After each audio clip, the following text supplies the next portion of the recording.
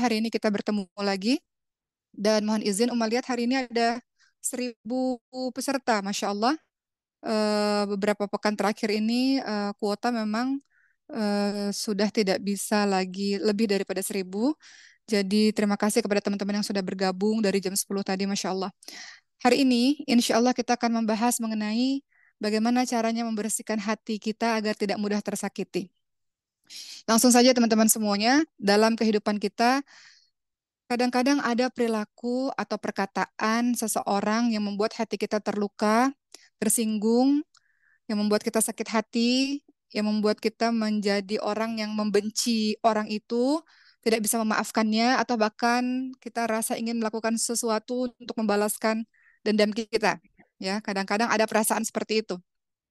Hari ini kita mau bahas bagaimana caranya hati ini bisa bersih, hati ini bisa tenang terhadap orang-orang yang menyakiti kita. Izinkan Uma cerita satu kisah terlebih dahulu ketika Rasulullah Shallallahu Alaihi Wasallam sedang berkumpul bersama dengan para sahabatnya. Lalu Rasulullah Shallallahu Alaihi Wasallam mengatakan pada para sahabatnya, lihat orang itu, dialah penghuni surga. Hari kedua, Rasulullah Shallallahu Alaihi Wasallam juga menunjuk orang yang sama. Lihatlah orang itu, dialah penghuni surga. Hari ketiga juga begitu. Maka para sahabat kemudian menjadi penasaran, apakah yang dilakukan oleh orang tersebut sehingga Rasulullah Shallallahu Alaihi Wasallam mengatakan bahwa orang tersebut adalah penghuni surga. Singkat cerita, seperti yang sudah teman-teman tahu kisahnya, ada salah seorang sahabat menginap di rumah orang yang disebut penghuni surga tersebut dan diperhatikan selama berhari-hari apa ibadah yang dikerjakan oleh orang itu sehingga orang itu disebut oleh Rasul sebagai penghuni surga. Para sahabat melihat biasa saja ibadah yang dilakukan normalnya para muslim, sholat 5 waktu, ibadah biasa saja, tidak ada yang terlalu istimewa sekali. Sampai akhirnya sahabat ini bertanya, apa sebenarnya amalanmu yang istimewa? Sehingga Rasulullah Shallallahu Alaihi Wasallam mengatakan, engkau penghuni surga. Maka orang ini menjawab, salah satu amalanku adalah sebelum aku tidur, aku membersihkan hatiku dan aku memaafkan semua orang yang pernah menyakitiku. Aku memaafkan semua orang yang pernah bertindak buruk kepadaku. Di sini bersih, nggak ada marah, nggak ada benci, nggak ada dendam kepada orang lain. Ternyata hati yang bersih, hati yang penuh dengan pemaafan kepada orang lain, hati yang tidak ada dendam, yang tidak ada amarah itu yang menyebabkan dia disebut oleh Rasulullah Shallallahu Alaihi Wasallam sebagai penghuni surga. Nah, kita mau jadi orang yang seperti itu. Mungkin di antara kita ada yang sampai hari ini masih membenci seseorang, masih bertengkar dengan seseorang, masih nggak suka dengan seseorang. Hari ini kita akan membahas bagaimana caranya agar kita membersihkan hati kita dan kita tidak mudah tersakiti. Yang ada di sini adalah kebaikan-kebaikan, penuh dengan cinta, penuh dengan pemaafan. Baik, kita mulai teman-teman sekalian. Tentu saja eh, ada dua hal yang Umat tekankan pada hari ini untuk kita bahas. Ketika ada orang-orang yang menyakiti kita, Uma bahas hari ini adalah sabar dan memaafkan. Kita akan masuk dulu bagaimana cara kita supaya bisa sabar ketika ada orang-orang yang datang menyakiti kita. Dalam surah Al-Furqan 63, itu berisi ayat-ayat Al-Furqan 63 sampai 74, nanti teman-teman lihat di rumah. Itu berisi ayat bagaimana sifat-sifat ibadur rahman, sifat-sifat hamba Allah yang saleh. Salah satu sifat hamba Allah yang saleh dalam surah Al-Furqan 63 adalah wa ibadur rahmanil ladzina yamshuna 'alal ardi hauna wa idza khatabahumul jahiluna qalu salama. Hamba Allah yang Maha Pengasih, hamba Allah yang saleh ini adalah dia berjalan eh, di muka bumi ini dengan tidak angkuh ya, dengan rendah hati. Dan ketika ada orang jahil, orang yang suka mengganggu, orang yang suka mencela, orang yang suka menyakiti, itu menyapa mereka dengan kalimat-kalimat buruk, mereka tidak menghiraukan, melainkan mereka mengucapkan qaulu salama. Mereka mengucapkan kalimat-kalimat yang baik, kalimat-kalimat yang penuh dengan keselamatan. Tidak ada di lisannya itu niatan untuk kembali membalas dengan perkataan-perkataan yang serupa atau bahkan lebih buruk. Jadi salah satu sifat hamba Allah yang saleh adalah tawadu', dia rendah hati.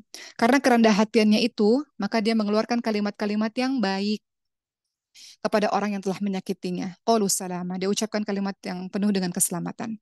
Nah, ada beberapa faktor yang membuat kita bisa menjadi orang-orang yang sabar dalam menerima perbuatan atau perkataan orang-orang yang menyakiti kita. Pertama, yang harus kita tahu, ketika ada orang yang menyakiti kita, maka kita harus menyadari bahwa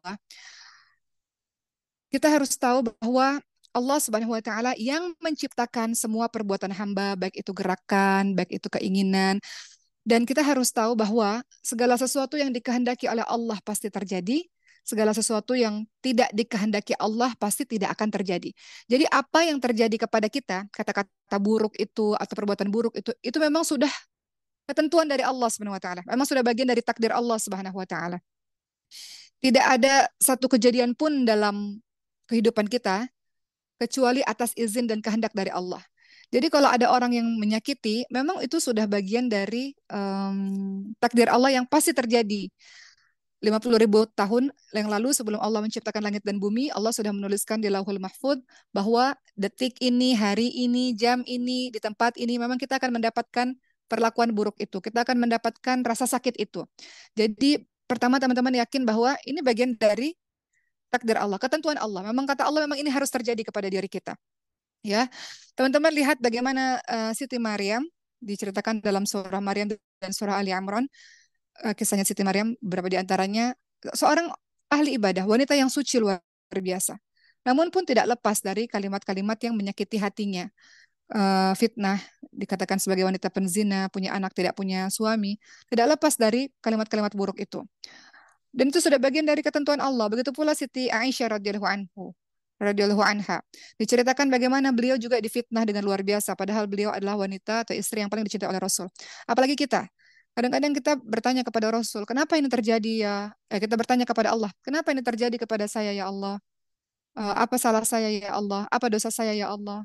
Bukankah saya sudah menjalani semua apa yang Engkau inginkan ya Allah? Saya sudah berhijrah lebih baik. Kenapa kejadian ini masih terjadi lagi dan menyakiti saya? Kenapa orang ini masih menyakiti saya? Jadi pertama teman-teman harus tahu itu semua adalah takdir dari Allah. Ciri orang beriman itu mempercayai takdir, mempercayai bahwa ini bagian dari skenario-nya Allah Subhanahu wa taala. Ya, teman-teman lihat bagaimana Rasulullah Shallallahu Alaihi Wasallam pernah menasehati Ibnu Abbas radhiyallahu anhu. Kata Rasulullah apa?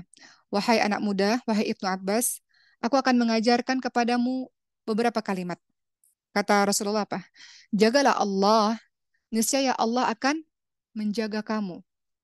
Jagalah Allah, niscaya kamu akan mendapatkan Allah ada di hadapan kamu. Kalau kamu minta, mintalah hanya kepada Allah. Kalau kamu minta tolong, minta tolonglah hanya kepada Allah. Ketahuilah, kata Rasulullah, sekiranya semua umat berkumpul untuk memberikan kepadamu suatu kebaikan atau suatu keuntungan, maka hal itu tidak akan pernah kamu peroleh selain apa yang sudah aku tetapkan untukmu.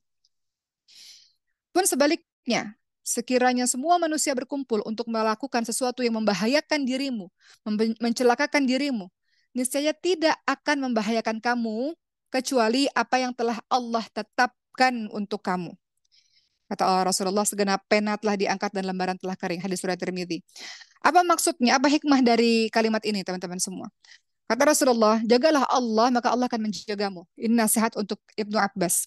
Maksudnya apa? Jagalah Allah, Allah akan menjagamu. Jagalah Allah, Allah, engkau akan mendapatkan Allah itu bersamamu. Maksudnya, kalau kita selalu menjaga Allah, menjaga komitmen kita untuk selalu taat kepada Allah dalam hal apapun, salah satunya komitmen dalam menjalankan perintah sholat atau perintah-perintah lainnya, maka Allah akan menjaga kita.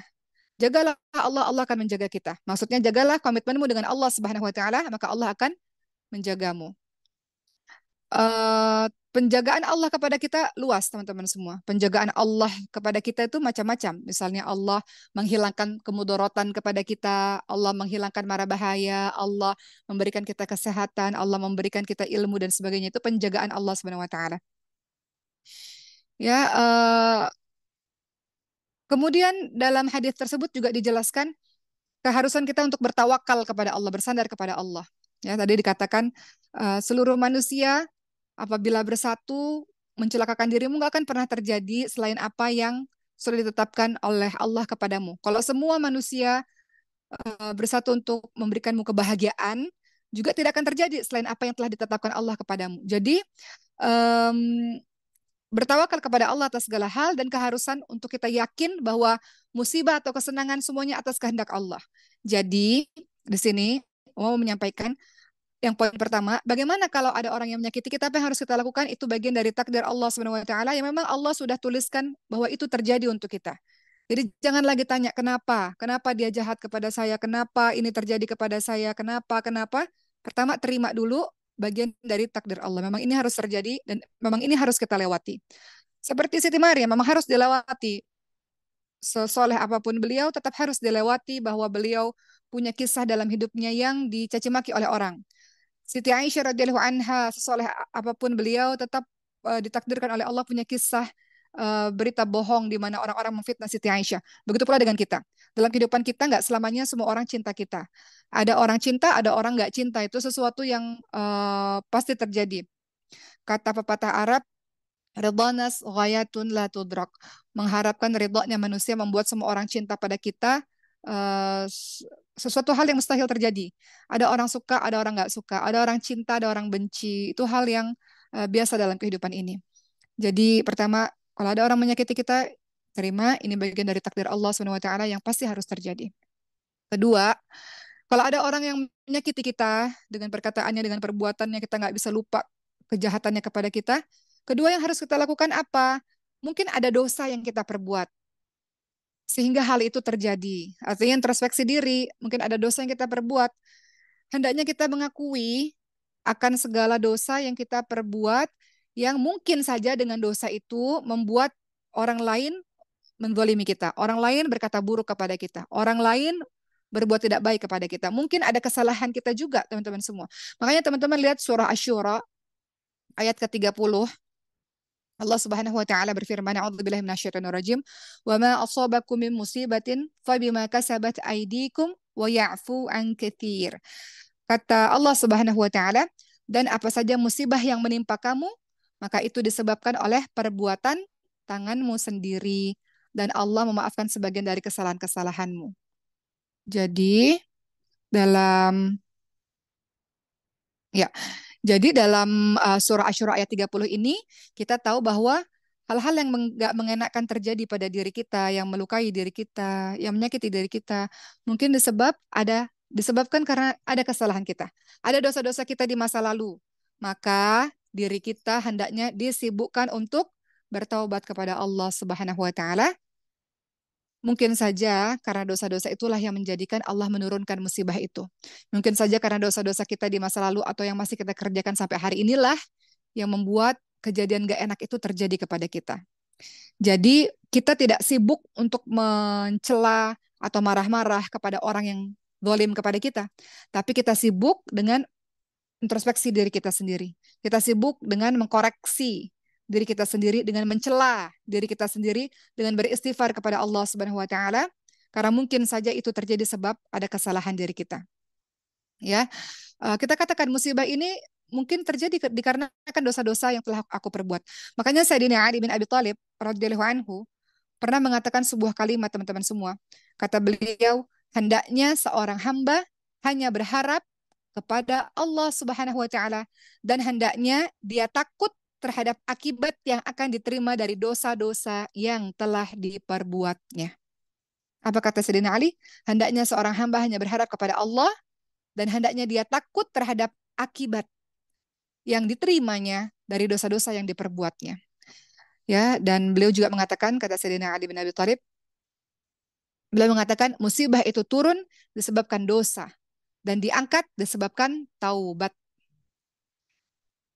Musibah turun disebabkan dosa kita sendiri dan diangkat musibah itu disebabkan taubat kita sendiri. Jadi yang kedua, kalau kita merasa saya tersakiti dengan si fulan, si fulana, orang ini, orang itu, maka kedua, selain yang pertama adalah ini bagian dari takdir Allah yang kita harus terima. Yang kedua adalah bertaubat kepada Allah Subhanahu wa taala. Ya Allah, mungkin ada kesalahanku yang menyebabkan ini semua terjadi. Kemudian yang ketiga, teman-teman semua, hendaklah kita menyadari bahwa pahala yang disediakan oleh Allah bagi orang yang memaafkan dan orang yang sabar itu sangat besar. Jadi hendaklah kita bersabar dan memaafkan karena kita tahu pahalanya sangat besar. Ya. Teman-teman lihat dalam surah Asy-Syura ayat ke-40, Allah Subhanahu wa taala berfirman, "Dan balasan suatu kejahatan adalah kejahatan yang serupa." Maka barang siapa yang memaafkan dan berbuat baik, memaafkan dan berbuat baik, maka pahalanya atas tanggungan Allah. Sesungguhnya Allah tidak menyukai orang-orang yang zalim. Ya, kata Allah Subhanahu wa taala dalam surah Asy-Syura ayat 40, A'udzubillahi minasyaitonirrajim, wa jazaa'u sayyi'atin sayyi'atun mithluha faman 'afa wa aslaha fa ajruhu 'ala Allah innahu la yuhibbudz zalimin. Dan balasan suatu kejahatan adalah kejahatan yang serupa. Tapi barang siapa yang memaafkan dan berbuat baik, maka pahalanya atas tanggungan Allah. Kata Allah apa? Kalau dia berbuat jahat, mau buat jahat yang serupa, ya silahkan. Tapi yang terbaik, kalau engkau memaafkannya, engkau berbuat baik kepadanya, maka pahalanya atas tanggungan Allah. Dan Allah tidak menyukai orang-orang yang zalim. Apa maksud dari ayat ini? Teman-teman semua, Asy-Syura yang 40. Ternyata ketika kita disakiti, ada tiga cara menunaikan balasan. Ada tiga cara kita untuk membalasnya. Kalau kita disakiti oleh orang, menurut surah Asy-Syura ayat 40, ada tiga cara kita untuk membalas orang tersebut. Pertama, ya, menurut surah Asy-Syura ayat 40 yang tadi kita baca. Pertama, ada golongan yang zalim, yaitu dia membalas kejahatan orang dengan balasan yang melampaui batas. Itu zalim. Oh, kamu jahat sama saya bisa lebih jahat lagi daripada ini. Kalau kamu baik sama saya bisa lebih baik. Kan kita sering dengar kalimat itu ya. Kalau kamu baik sama saya bisa lebih baik. Tapi kalau kamu jahat sama saya bisa lebih jahat daripada kamu. Itu zalim. Zalim itu apa? Kita melakukan pembalasan melampaui batas. Makanya dalam surah Asy-Syura 40 dikatakan Allah nggak menyukai orang-orang yang zalim. Innahu la yuhibbudz zalimin. Allah nggak suka orang-orang yang zalim. Jadi cara pembalasan itu ada yang pertama zalim. Dan kita nggak mau jadi golongan ini. Golongan kedua orang-orang yang membalas sesuai dengan haknya. Kamu pukul saya pukul kamu. Kamu cubit saya cubit kamu. Makanya dalam surah Asy-Syura 40 disebutkan dan balasan suatu kejahatan adalah kejahatan yang serupa. Apalagi kamu tepuk saya tepuk kamu misalnya. Silahkan. Tapi yang terbaik adalah golongan yang ketiga, yaitu orang-orang yang muhsin. Orang-orang yang berbuat baik dengan cara apa? Memaafkan orang-orang yang mendolimi dan meninggalkan haknya untuk membalas orang tersebut. Nah, orang ini nih yang tadi dikatakan kan, kata Allah apa? Maka barang siapa yang memaafkan dan berbuat baik, dia mengabaikan haknya. Dia bisa balas, tapi dia nggak mau. Dia memilih untuk memaafkan dan berbuat baik, maka pahalanya atas tanggungan Allah Subhanahu wa taala. Pahalanya atas tanggungan Allah. Maka nanti di hari kiamat kelak, teman-teman semua, nanti akan ada yang berkata begini, hendaknya berdirilah kalian, wahai orang-orang yang memperoleh balasan yang wajib ditunaikan oleh Allah. Berdirilah kalian, wahai orang-orang yang mana akan ada sesuatu yang dibalas oleh Allah Subhanahu wa taala kepada orang yang telah menyakiti dirimu. Maka pada saat kalimat itu dikumandangkan, siapa orang-orang yang akan dibantu oleh Allah untuk Allah balas kepada orang yang zalim kepada dirimu selama di dunia? Ternyata orang-orang itu adalah orang-orang yang selama di dunia memaafkan dan bersabar terhadap gangguan orang lain terhadap dirinya. Nah, maka pahala-pahala itu dia akan dapatkan dan kemudian Allah lah yang akan membantunya. Kalau memang orang tersebut masih terus zalim selama di dunia, Allah akan membantunya. Karena dia menyerahkan kepada Allah Subhanahu wa taala. Maka takutlah kalau ada orang mengatakan, "Oh, kamu jahat kepada saya, biarkan saya serahkan kepada Allah Subhanahu wa taala, Allah yang akan membalas di hari akhir." Itu maksudnya. Dia nggak melakukan balasan apa-apa, dia memilih untuk bersabar, dia memilih untuk memaafkan orang yang telah berbuat jahat kepadanya. Tapi kalau orang itu tetap tidak terus bertaubat, tetap orang itu berbuat maksiat, nanti di hari akhir Allah akan datang untuk membalas sempurna orang tersebut. Inilah orang yang dikatakan oleh Allah Subhanahu wa taala dan dia mendapatkan pahala yang besar atas kesabarannya. Maka dalam surah Asy-Syura ayat 40 disebutkan, maka barang siapa yang memaafkan dan berbuat baik, maka pahalanya atas tanggungan dari Allah Subhanahu wa taala. Allah berikan balasan kepada orang tersebut karena telah zalim. Kemudian Allah memberikan pahala bagi orang yang dizalimi. Sedangkan orang-orang yang menuntut balas dendam, maka pahala itu akan hilang. Tapi orang-orang yang bersabar dan memaafkan, maka Allah akan memberikan pahala dan Allah akan membalas orang-orang yang zalim kepada dirinya selama di dunia. Oke, jadi yang ketiga, bagaimana cara kita menghadapi orang-orang yang telah menyakiti kita? Yang ketiga tadi adalah kita memaafkan dan bersabar. Dengan begitu Allah memberikan pahala kepada kita. Keempat, kalau ada orang yang menyakiti kita dan kita sangat terluka, Apa yang harus kita lakukan? Kita pun menyadari bahwa dengan kita memaafkan, selain dapat pahala tadi yang nomor tiga, yang keempat, dengan kita memaafkan dan bersabar, maka hati kita akan selamat dari berbagai kedengkian dan kebencian. Sama seperti orang tadi sahabatnya Rasul yang Umar ceritakan di awal. Jadi kita memaafkan orang lain bukan untuk orang lain. Kita memaafkan orang lain yang pernah jahat kepada diri kita untuk diri kita sendiri. Kenapa? Orang yang hatinya penuh dengan pemaafan, maka hatinya akan tenang. Hatinya akan selamat dari berbagai macam kedengkian. Hatinya akan selamat dari berbagai macam kebencian. Hatinya akan selamat dan terbebas dari keinginan untuk balas dendam. Hatinya akan selamat dari keinginan untuk berbuat jahat kepada orang yang menzoliminya. Maka kalau hatinya sudah tenang, dia akan memperoleh kenikmatan dan kelezatan yang luar biasa. Kenapa? Dalam surah Ali Imran 134, Allah Subhanahu wa taala berfirman, apa kata Allah? Wallahu yuhibbul muhsinin. Allah menyukai orang-orang yang berbuat baik. Maka dengan melaksanakan perbuatan tadi, yang tadi dia memaafkan, hatinya menjadi tenang, nggak ada keinginan buat jahat, nggak ada keinginan balas dendam. Lihat apa? Allah yuhibbul muhsinin. Allah menyukai orang-orang yang berbuat kebaikan, dirinya pun akan dicintai oleh Allah. Maka kalau Allah sudah mencintai dirinya, balasannya apa? Luar biasa. Kalau Allah sudah mencintai orang tersebut, Allah berikan ketenangan dalam hatinya. Jadi kita memaafkan orang lain, bukan untuk orang lain, untuk diri kita sendiri. Kita mau hidup tenang, kita mau hidup damai, kita mau fokus ngafalin Quran, kita mau fokus mengerjakan amal-amal kebaikan, bukan yang penuh dengan amarah dendam, berpikir bagaimana cara balas dendam. Enggak begitu. Maka kondisi ini seperti kita apa ya, kehilangan eh, atau kecurian satu barang atau satu uang gitu. Kemudian pada saat itu kita justru akan menerima ganti ribuan-ribuan, puluhan jutaan uang lainnya gitu dari Allah Subhanahu wa taala. Kita akan merasa sangat gembira atas karunia karunia yang Allah berikan kepada kita gitu. Kenapa? Karena Allah menyukai kita. Wallahu yuhibbul muhsinin. Allah menyukai orang-orang yang berbuat kebaikan. Ya, jadi yang poin keempat, hendaknya kita sadar dengan kita memaafkan dan bersabar, maka hati kita akan selamat. Nggak ada benci, nggak ada dengki. Hati kita tenang, hidup kita tenang. Urusan dia berbuat jahat itu urusannya Allah Subhanahu wa taala. In ahsantum li anfusikum wa in asatum falaha. Kebaikan yang kau lakukan untuk dirimu sendiri, kejahatan yang kau lakukan untuk dirimu sendiri. Allah nggak tidur, Allah lihat, Allah tahu, Allah balas. وَمَن يَعْمَلْ مِثْقَالَ ذَرَّةٍ خَيْرًا يَرَهُ وَمَن يَعْمَلْ مِثْقَالَ ذَرَّةٍ شَرًّا يَرَهُ. Kebaikan sebiji zarah Allah balas, kejahatan sebiji zarah Allah balas. Biarkan Allah yang bekerja. Tugas kita mau hidup tenang ya Allah, mau hidup baik ya Allah, nggak ada benci, nggak ada marah ya Allah. Mudahkan memaafkan orang lain.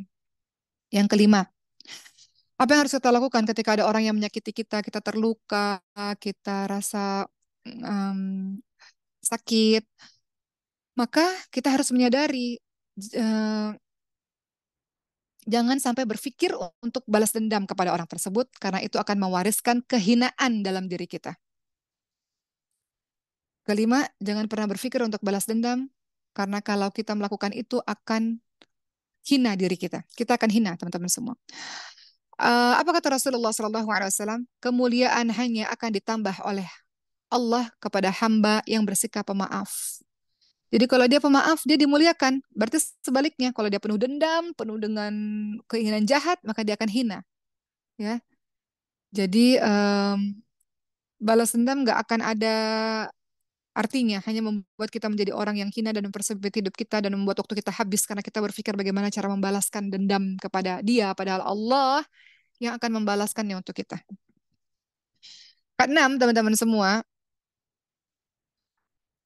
kita tadi mau katakan ya, yang keenam itu hendaklah kita tahu bahwa setiap balasan sesuai dengan amal yang dikerjakan. Jadi tenang saja.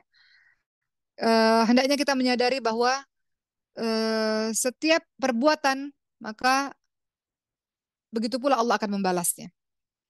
Kalau kita memaafkan kesalahan orang lain, maka Allah pun akan memaafkan kesalahan-kesalahan kita. Dia jahat kepada kita, maka Allah pun akan memberikan balasannya kepada dia. Teman-teman lihat surah An-Nur ayat 22, ada satu kisah tentang Abu Bakar, Sayyidina Abu Bakar As-Siddiq radhiyallahu anhu. Bagaimana beliau sangat marah pada salah seorang saudaranya karena turut menjadi orang yang memfitnah Siti Aisyah radhiyallahu anha. Seperti yang sudah teman-teman tahu, Siti Aisyah itu pernah difitnah berselingkuh dengan sahabat Nabi. Salah seorang yang turut memfitnah Siti Aisyah adalah saudaranya, Siti Aisyah sendiri. Saudaranya Sayyidina Abu Bakar, karena Abu Bakar ayah dari Siti Aisyah radhiyallahu anhu.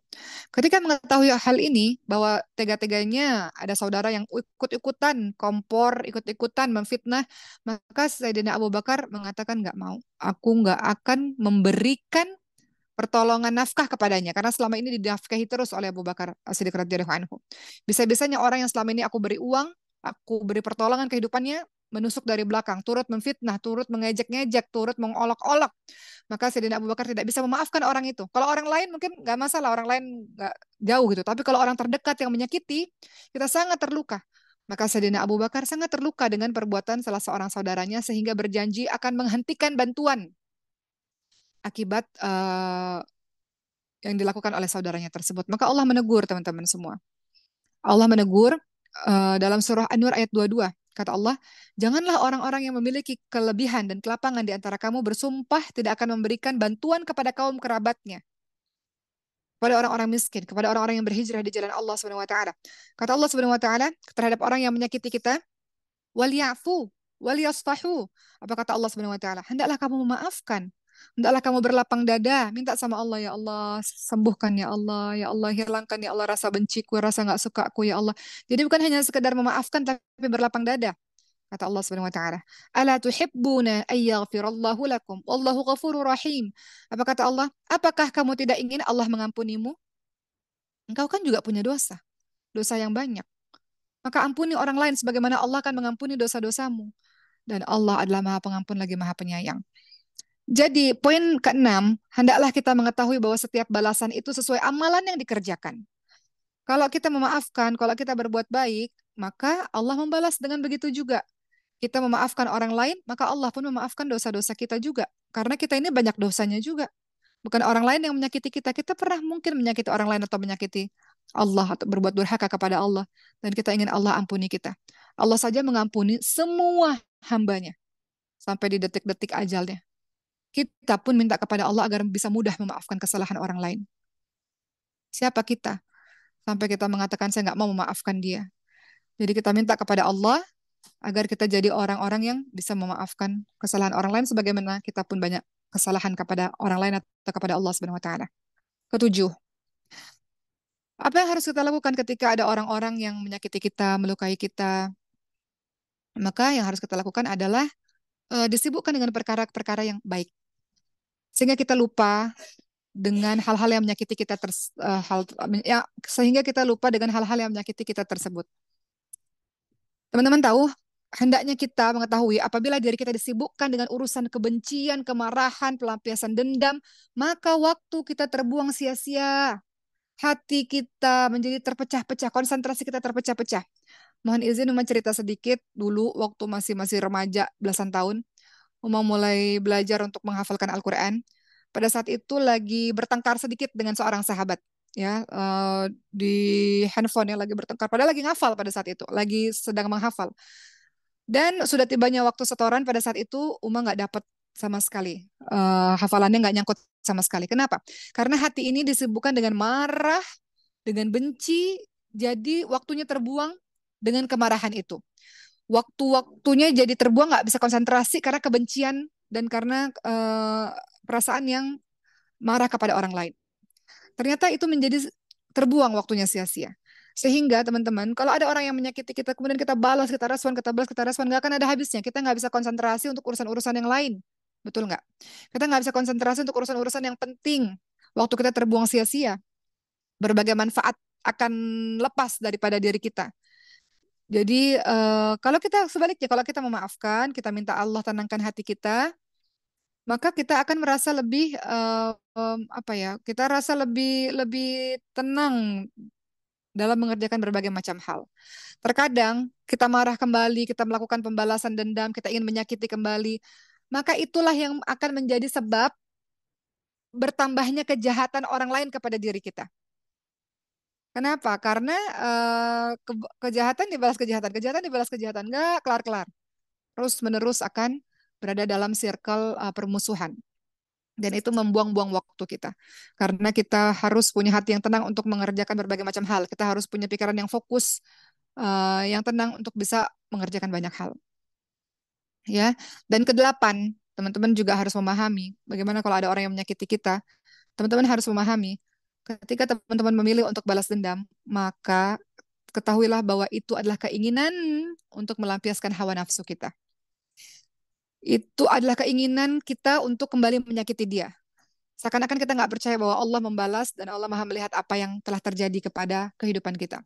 Rasulullah SAW tidak pernah membalas didasari keinginan pribadi dengan hawa nafsu Rasulullah. Oh, saya disakiti, saya dipukuli orang lain, saya dilempari kotoran hewan. Rasulullah nggak pernah membalas untuk keinginan pribadinya, kecuali yang menyakiti Allah Subhanahu Wa Taala. Nggak pernah. Jiwanya Rasulullah jiwa yang mulia, jiwa yang suci, jiwa yang baik, jiwa yang jauh dari berbagai macam akhlak tercela. Itu Rasulullah SAW. Rasul tidak pernah melakukan pembalasan terhadap orang lain yang didasari dengan keinginan dirinya sendiri. Ya, begitu pula dengan kita teman-teman semua. Kita tahu bahwa tidak pantas kita ini untuk menuntut balas luar biasa karena kejelekan kita juga banyak sebetulnya. Dosa kita juga banyak sebetulnya. Jadi kita minta sama Allah. Rasanya kalau bicara begini mudah ya teman-teman semua. Namun pada kenyataannya nanti agak sulit memang. Namun itulah yang disampaikan oleh Allah Subhanahu wa taala dalam Al-Qur'an bahwa ciri-ciri dari orang-orang yang saleh, teman-teman terlihat ciri-ciri dari orang bertakwa dalam surah Ali Imran 133 133 sampai 134. Teman-teman lihat ciri-cirinya adalah mudah memaafkan kesalahan orang lain dan menahan marah dan mudah memaafkan kesalahan orang lain, ciri orang bertakwa. Kemudian berikutnya teman-teman semua yang harus kita lakukan adalah yang kesembilan ya. Hendaknya kita menyadari bahwa ketika kita bersabar dan ketika kita memaafkan orang lain, maka kita dalam ridha-Nya Allah. Allah akan membersamai kita. Tidak ada satu makhluk pun yang akan berhasil memporak-porandakan kita karena kita memilih jalan keselamatan, jalan yang Allah cintai. Dalam surah Ali Imran 146, teman-teman lihat, Allahu yuhibbus sabirin. Allah menyukai orang-orang yang sabar. Dan kesabaran merupakan sebagian dari iman. Maka tidak ada yang namanya pelampiasan dendam dengan zalim. Ketika dia bersabar, maka Allah akan membela orang-orang beriman. Allah akan menolong kehidupannya. Allah akan menenangkan kehidupannya. Lihat kisah-kisah orang-orang terdahulu, kisah Siti Asyah misalnya, istrinya Firaun. Apa balasan atas kesabarannya? Allah berikan rumah di surga yang luar biasa. Lihat kisah Siti Maryam. Apa balasan kesabarannya dengan tidak membalas kalimat orang-orang yang mengatakan beliau penzina?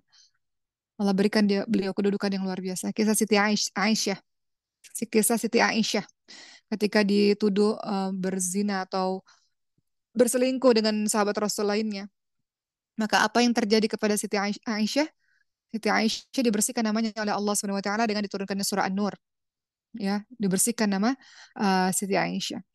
Jadi teman-teman semua, sifat atau sikap memaafkan merupakan suatu perbuatan kebaikan yang akan melahirkan kebaikan yang lain. Sehingga kebaikan akan terus bertambah. Namun, kalau kita melakukan balas dendam, maka balas dendam itu pun akan kontinuitas ya kan, balas dendam, balas dendam, balas dendam, balas dendam akan terus menerus nggak ada habis-habisnya. Sesungguhnya balasan bagi setiap kebaikan adalah kontinuitas kebaikan, kebaikan yang terus berlanjut, kebaikan yang terus berlanjut. Sebagaimana balasan bagi setiap keburukan adalah keburukan yang terus berlanjut. Jadi kita potong circle dendam, circle kebencian lewat diri kita dengan memaafkan orang lain, dengan bersikap sabar, dengan melakukan kebaikan demi kebaikan.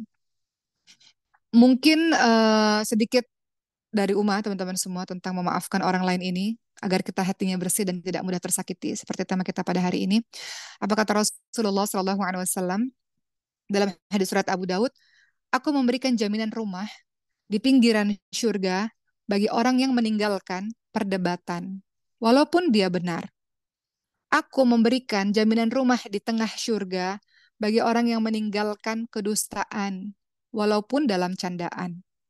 Dan aku memberikan jaminan rumah di surga yang tinggi bagi orang-orang yang bagus akhlaknya.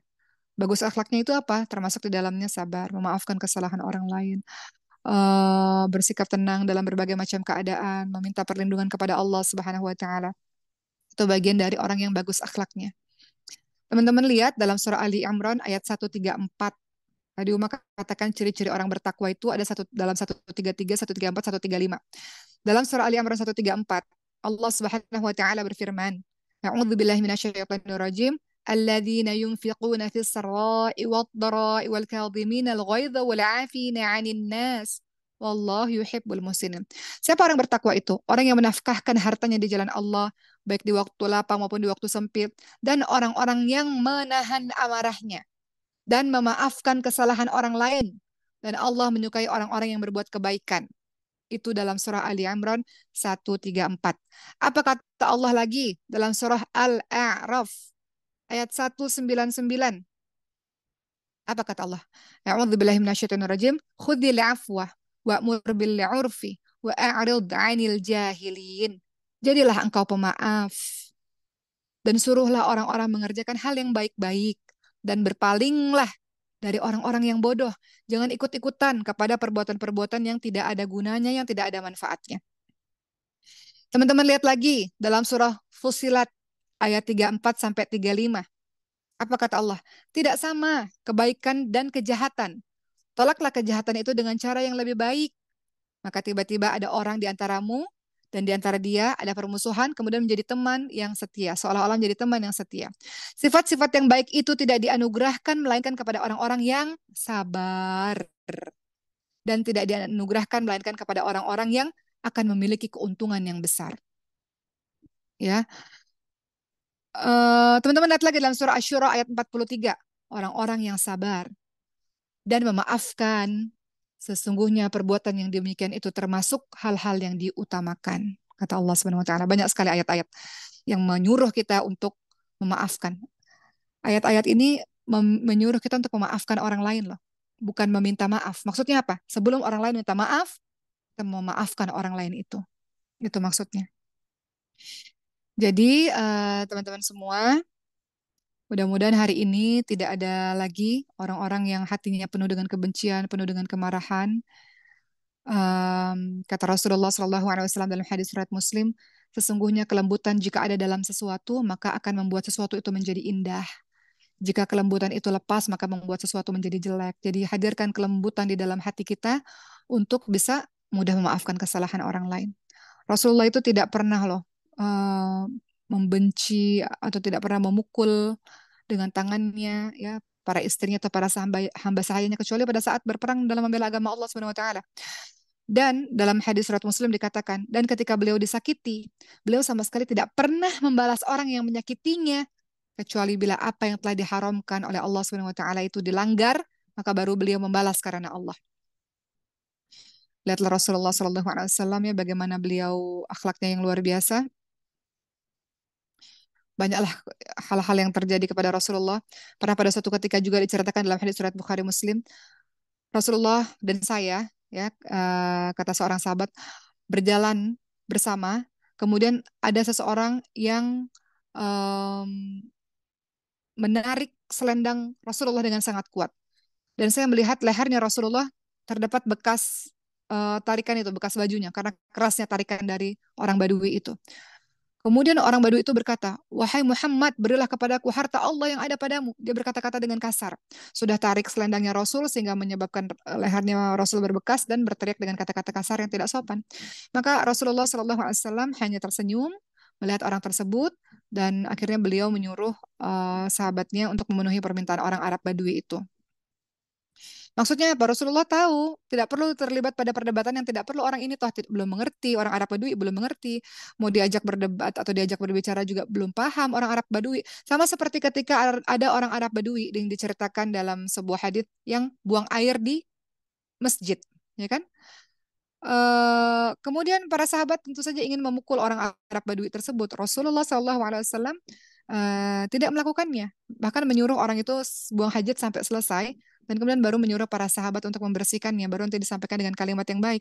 Jadi Rasul paham kapan harus bicara, kapan harus menegur, kapan berlaku lemah lembut kepada orang yang tidak paham misalnya. Rasul telah mencontohkan kepada kita banyak hal. Jadi, terakhir, sudahlah sahabat sekalian, apapun yang terjadi dalam kehidupan kita, maafkanlah orang-orang itu. Maafkanlah orang-orang yang pernah menyakiti kita. Siapapun mereka, mau orang tua kita kah yang pernah bertindak kasar kepada kita, mau adik kita, mau kakak kita, mau saudara-saudara kita yang lain, mau teman-teman kita, mau guru kita, mau siapapun, sudahlah, maafkan dia agar Allah memaafkan kita. Maafkan orang-orang itu agar Allah memaafkan kesalahan-kesalahan kita. Dan semoga kita bisa menghilangkan dendam, kebencian, kemarahan yang ada pada diri kita. Begitu ya teman-teman semua, semoga Allah Subhanahu wa taala melindungi teman-teman semua dan memberikan hati yang lapang, hati yang bersih insya Allah sehingga kita uh, bertekad kepada Allah Subhanahu wa taala, kita mau hati yang tenang, kita mau terhapusnya segala macam keinginan untuk membalas dendam. Kita tidak perlu menuntut balasan kesalahan. uh, apa ya? Kita nggak perlu membalas orang tersebut ya, karena insya Allah Allah bekerja dengan caranya sendiri. Pun sebenarnya kalau kita betul-betul memaafkan pun kita tidak perlu menuntut balasan kesalahan dia di akhirat sebetulnya. Karena kita juga belum tentu selamat teman-teman semua. Ya enggak, tapi itu kembali kepada teman-teman semua, itu hak teman-teman semua. Kalau teman-teman merasa ya Allah balas di akhirat itu boleh silahkan. Tapi kalau teman-teman mengatakan sudahlah, saya pun adalah orang yang banyak dosanya. Ya Allah, semoga Engkau berikan hidayah kepadanya dan dia tidak mengulangi perbuatan itu kepada orang lain. Masya Allah, hati yang lapang itu ada pada dirimu teman-teman semua. Begitulah, semoga Allah memaafkan kesalahan kita juga dan semoga kita dibaikkan hatinya oleh Allah Subhanahu wa taala. Kita hidup dengan tenang tanpa ada rasa benci kepada orang lain, melainkan kita hidup dengan penuh cinta kepada orang lain insyaallah. Baik, terima kasih teman-teman semua. Hari ini kita sudahi dulu, kita bertemu Jumat depan. Begitu ya. Em, Mungkin sekian daripada umat. Terima kasih. Semoga Allah menganugerahi hati-hati yang baik, hati yang tidak penuh dengan kebencian kepada semuanya, dan hati yang penuh dengan cinta kepada banyak orang, insya Allah. Terima kasih dari umat. Assalamualaikum warahmatullahi wabarakatuh.